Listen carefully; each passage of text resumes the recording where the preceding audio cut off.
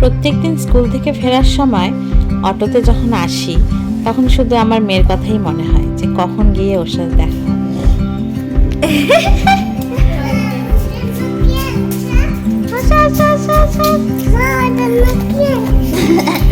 আর অনেকক্ষণ পরে আমাকে পেয়ে আমার মেয়ে কত রকম তার আবদার, তাই আজকে সন্ধেবেলা আবদার করেছে মা চাউমিন খাবো।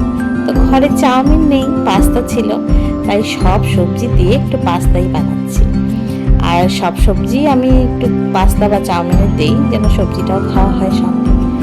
তো আমার মেয়েকেই প্রথম দিয়ে দিলাম আর আমরাও একটু করে খেয়ে নিলাম। তারপরেই রাত্রের খাবারের সময় হয়ে আসলো।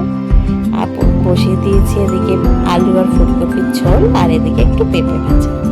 আর আমার মেয়ের শরীরটা দুদিন ধরে খুব খারাপ, কাশি সর্দি।